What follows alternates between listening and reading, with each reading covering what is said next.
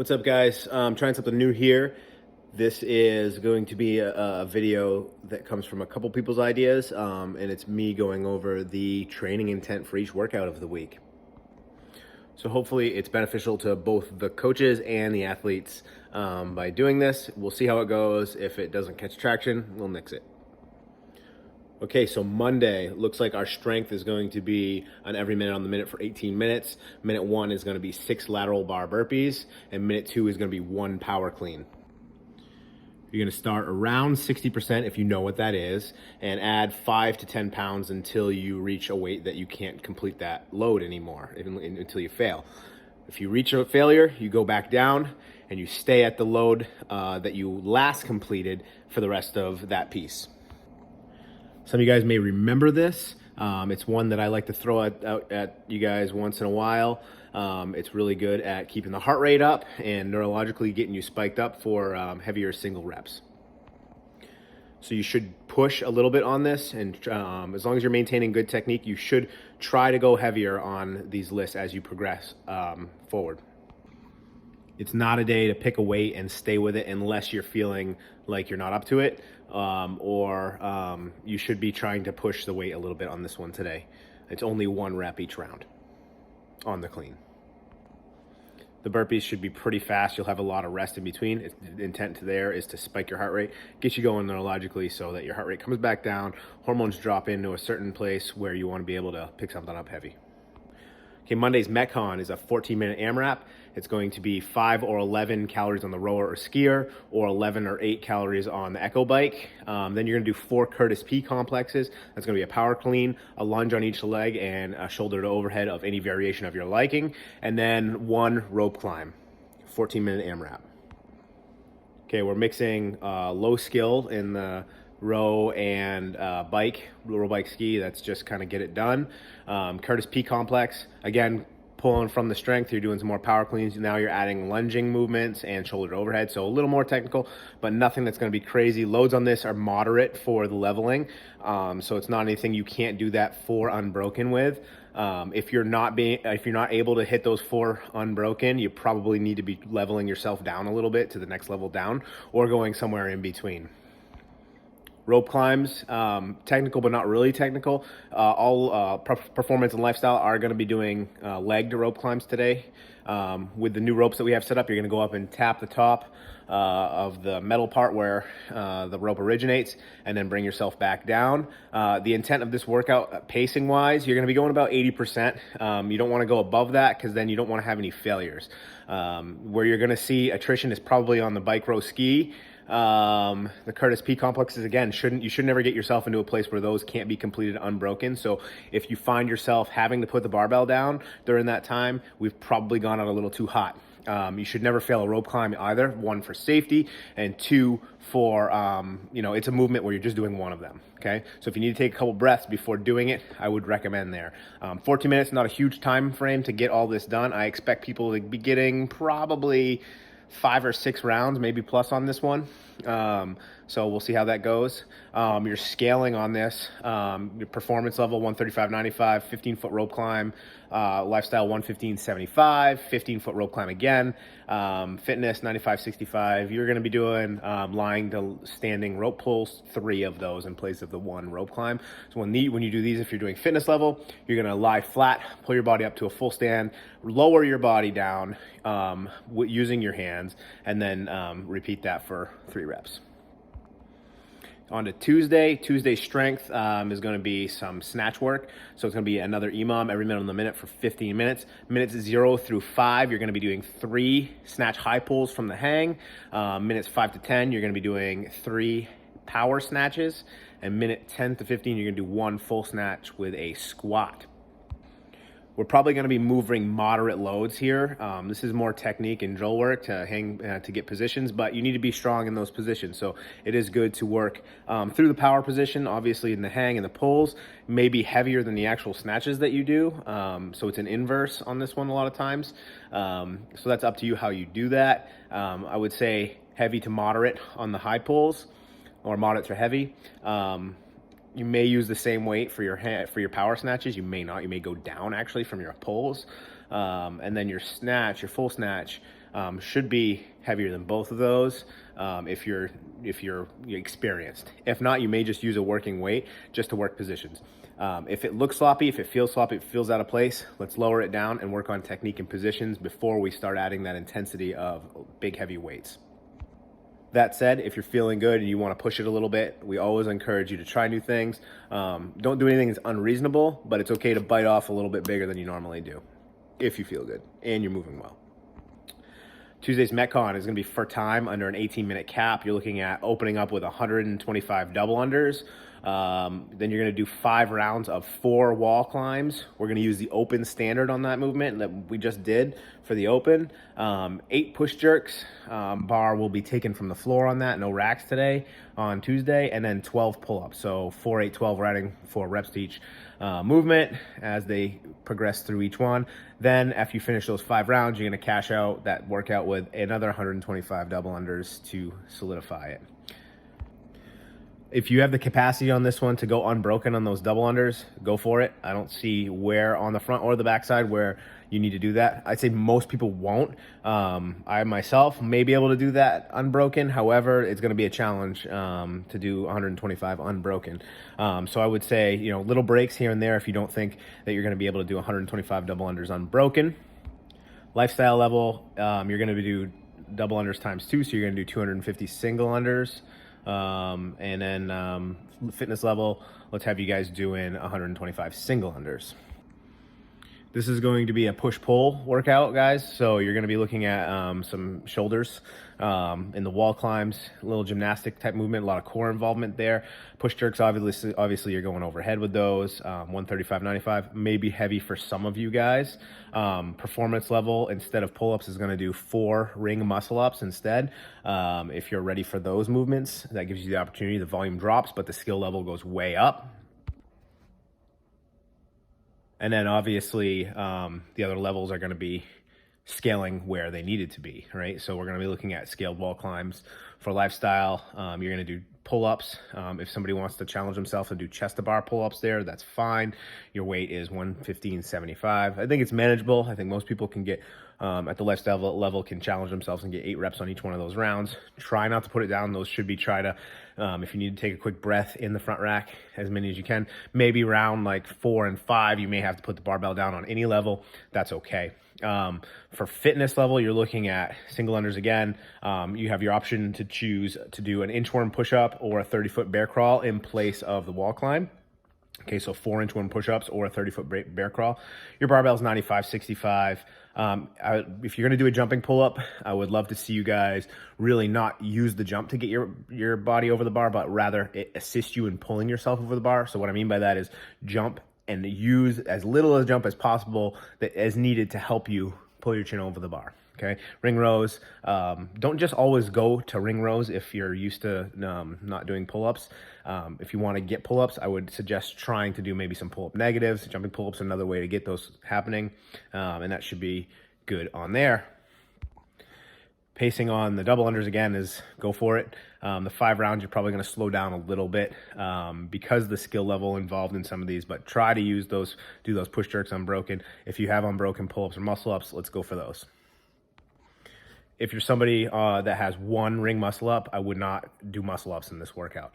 I would say the threshold to doing the 4 in each round would be at least being able to get 5 to 8 muscle ups unbroken somewhere without any duress.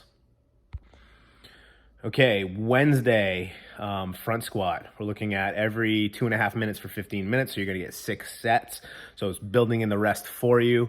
You're gonna start with higher volume and build yourself into lower volume. So you're gonna start light and you're gonna build across sets. So 12, 10, 8, 6, 4, 2 on those 2.5 minute intervals.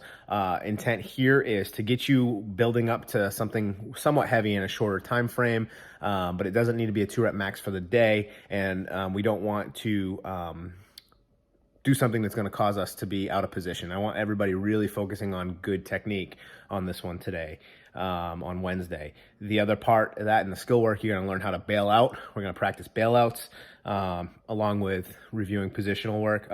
So you'll get to practice bailing out from a front squat. So if it does get heavy and you need to bail out, you'll know how to do it.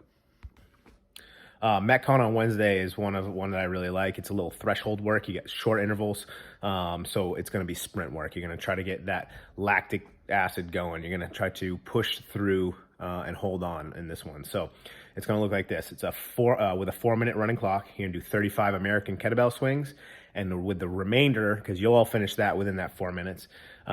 Within the remainder of that, you're going to get an AMRAP of toes to bar or appropriate other movement for you. After that 4 minutes is done, you're going to rest 2 minutes. You're going to do a 4-minute running clock. You're going to complete 10 devil's presses, double dumbbells. And the remainder of that 4 minutes, you're going to AMRAP box jumps or step ups of the appropriate level for you. Rest 2 minutes. Again, 4-minute running clock, 30 alternating dumbbell snatches. Remainder of that 4 minutes is going to be an AMRAP of burpees. So this one, I want you choosing weights and movements that scaling essentially, where the beginning of that can be done unbroken, right? So that 4 minute, when it starts, you know that you can do 35 kettlebell swings. You know that you chose a weight that you can do 10 devil's presses with, and you know that you chose a weight that you can do 30 alternating dumbbell snatches with. So for the rest of those 4-minute intervals on this, it's sprint work. It is go and get as many as you can in that remainder of time. If you're really fast at the front end, it's going to be, hold on as long as you can. But I really want you front loading this and trying to push yourself, and it's make it kind of hurt a little bit, because you have 2 minutes of rest before you start the next movement, and you don't have to do any of those again. So again, push hard and hold on. Okay, Thursday, we're looking at another 15-minute EMOM. Get 3 different movements this time. Minute 1, you're going to do an uneven carry, shoulder or overhead. So you may have, depending on your leveling, the top level is going to hold an object up and one in the front rack position. So one here and an opposite arm having it here on their shoulder. Dumbbells or kettlebells. 50 down, 50 back. Other leveling would be one at the shoulder, one at the side. Okay. Second minute, you're going to do 6 to 8 single arm kettlebell or dumbbell rows from a lunge position. So I really want you getting into a deep lunge. Legs should be extended behind you. You should be resting your forearm on the top of your leg or your knee. It shouldn't be just like bending over and doing this. You should be supporting your entire weight with the object on the floor, touching the floor each time out of that position, kind of like you're sawing wood. And then minute 3, you're looking at alternating dumbbell bench press per side or alternating dumbbell Z press. If you're going to choose to do the alternating dumbbell bench press, one arm goes up, comes down, then the other arm goes. And then Z press, you're in a Z position on the floor, or basically seated on the floor, pressing those dumbbells using really isolating an upper body push there. More accessory style work here today, help get you stronger in different positions. Really good stuff that is often overlooked in CrossFit, specifically in my opinion. Especially carries. Carries are so good for transferability to everything you might do in the real world. So again, I would challenge yourself with weights here. Nothing that's going to hurt you, but as long as you can perform range of motion with good reps, I would pick a weight and stick with it. But try to get heavier on this one today if you can handle it and not have to scale back in later rounds. With that said, don't go heavy to go heavy. Be smart about your choices. All right, your Metcon on Thursday is going to be 30 on, 30 off, so interval work, up, down. So again, 30 seconds of trying to hold on as long as you can, 30 seconds of rest. You're looking at kettlebell, sumo deadlift, high pull, dumbbell plank pull through, ball slams, and double and single unders. So second appearance of jump rope work in the week. That's okay. This one's going to be, instead of being sustained effort, it's going to be, a bit of a sprint there. All of those movements are explosive and powerful, except for the dumbbell plank pull-throughs. That's kind of working through range of motion. So intent here is to, again, try to hold on and, not stop before that 30-second interval ends. Thinking about the dumbbell plank pull-throughs, make sure we're really not, like getting our bodies like this. We want to remain flat and pull that dumbbell through. You don't have to do fast movements on this one. I want you to try to be fluid and be strong in this movement. However, you don't need to have that pike position and rush reps on this one, okay? Friday, we're going to do some deadlift and core work. So you're going to be doing 7 rounds of each movement. You're going to be doing 7 rounds of 3 deadlifts. If you're at performance level, you're going to build to 80 to 85%. You're going to do a 2-second pause at the top of each deadlift. Okay, so it's not a lot of volume in the deadlift. So we're going to try to hold on these ones with that pause on top. Nice squeeze your butt, get everything locked in, and use good positions. And it's going to get, in the range of being heavier today with those only being 3 reps. Odd minutes, so even minutes, that was your deadlifts. Your odd minutes, you're going to do 15 Ghd Sit Ups. If you're performance, lifestyle is going to be do 12 Ghd Sit Ups, or if you're a fitness, you're going to do 15 ab mat sit ups. Lifestyle, you're going to build to 75 to 80%, same 2-second pause on top. And fitness level, you're going to do 5 deadlifts and only work in a moderate load range. If you're still learning the mechanics of this movement, try to use that as your focus for this one today. Friday's Metcon. I like this one. You're going to get aerobic, but you're going to work, rest. So your intent here is to try to be fast on all of those intervals and get your maximum amount of rest time with repeatable efforts. So you're gonna do every 3 minutes for 21 minutes. So it's gonna be 7 rounds of that. You're gonna run 200 meters or row 300 meters. And then as soon as you get finished with the run or row, you're gonna perform 12 thrusters. Thruster weight is gonna be 115.75 for performance, 95.65 for lifestyle. Fitness is 75.55. Again, your intent here is to be consistent across those rounds. If you're not getting at least 40 seconds of rest, you need to scale back on something, whether it be the load on the thruster. Maybe you're not going to run as far or row as far. Maybe you're going to go to the next level down. That's up to you. However, we need to figure out what can be a sustainable effort for you and a repeatable effort for you. All right. The score on this one's going to be your slowest round completed. And people have asked me why we do that. Why wouldn't we just tally times on this one? Well, it's so you don't sandbag around, right? So it forces you to go out fast and try to stay fast on each one. Okay. So it brings intensity, and intensity equals results. Saturday, we're looking at a 12-minute EMOM, three movements again in the strength. Minute 1, 10 handstand push-ups or push-ups of appropriate scale. Minute 2, rope climb again. I know we're seeing a couple of repeat movements in the week. This time it's in the strength and skill work, so we'll kind of explain the difference. And then minute 3 is going to be handstand walking or appropriate scaling for that. All right, so handstand push-ups, you're going 10. Those can be done with a kip. If you don't have handstand push-ups yet, or you're still working on it, I would encourage you to try, maybe put some pads on there, or get yourself in the right way. You can always scale up as well and add a deficit, or make them be done strict. That's up to you. Scaling on those, instead of a handstand push-up, you can do a hand release push-up.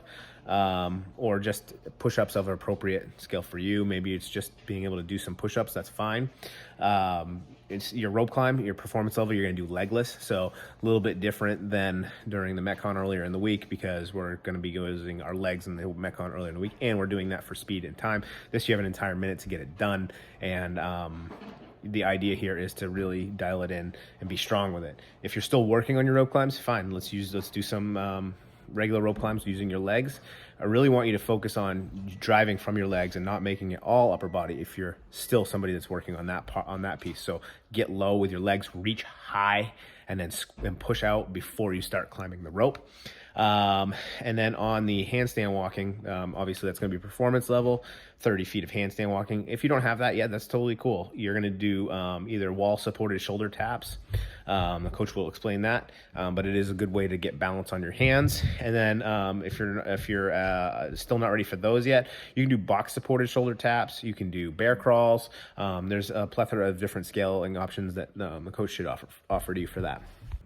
Okay, so for Metcon on Saturday, tradition keeps going. We're going to do a partner Metcon, 25-minute AMRAP, alternating with a partner. Partners can break up rounds however they would like. However, there's going to be a run in this workout, and they have to run together. Okay, so 7 ground to overhead per partner. That can be a snatch, can be a clean and jerk. However you want to get that over your head into a standing position, it's up to you. You do then from there you're going to do 11 pull-ups per partner.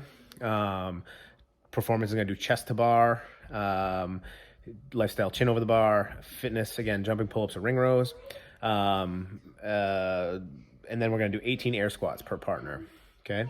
After the round is done, I go, you go, 400-meter run together. So this one is work, rest, work, rest. It's longer. You're going to get aerobic in this one. Those rounds, it can be broken as I do 7, 11, 18, and then you do 7, 11, 18, and then we run together. Or it can do I do 7, you do 7, I do 11, you do 11, I do 18, you do 18, then we run together. Or you can go rep for rep. It's any way you want to break it up. But before you guys go out and run, all the work has to be been done for each person. So you can break it up any way you'd like. Score in that one is going to be total rounds plus reps per team. So one round equals both partners completing the 7, 11, 18, and the 400. Each 100 meters of the 400 is going to count for 10 reps. So if you're at the end and you're trying to calculate rounds plus reps and you're out on your run, each approximately 100 meters that you guys ran at when the time broke, it counts as 10 reps. All right, so 112 reps per round.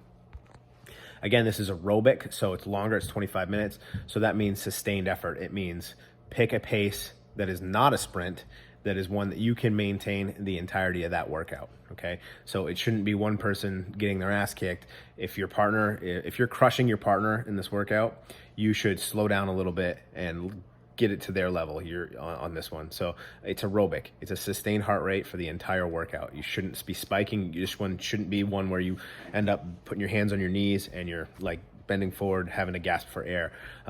This is aerobic, sustained effort. I'm not saying go slow. I'm saying keep it a pace that you can do everything without having to take major breaks in the workout. And your heart rate should be right around, well, I shouldn't tell you what your heart rate should be, I guess, but it should be holding a sustained heart rate that entire time versus like getting super, super high near your max. All right, Sunday hero workout is Mama Paula. 7 rounds for time, 7 man makers, 7 dumbbell squat cleans, 7 dumbbell clean and jerks, 7 burpee broad jumps, 7 dumbbell thrusters, 7 push-ups, 7 wall balls. Ouch. It's long. It's going to be one of those ones where you're probably going to end up taking breaks in it. However, 7 reps is not a lot for each movement. You just may need to take some breaths in between each movement. It's 7 rounds. It's a long one. So again, aerobic, sustained effort. It doesn't mean don't be intense, but bring it on that one. Hold on to a good solid pace. The history on that one, it's was dedicated to Paula Coates, who passed away on October 12th, 2018 from cancer. She was a fighter. She was somebody who fought with it for 6 years. She and her son did CrossFit together, and so he wrote this workout for her, and it represents her fight, and her son picked those movements individually, and they're heavy, but it was so that it represents his mom's struggle, I guess, and his mom's fight until the very last movement. So it's a pretty good reason to do the workout. I think it's good. All right, guys, that's it. Like I said, I'll keep doing this if it makes sense and if people like it, if it gets traction. If not, let me know. Comment on it and see if it's something that's worth it, if it's worthwhile. And if so, maybe I'll keep doing it. Okay? All right, guys, we'll see you soon. Have fun with these.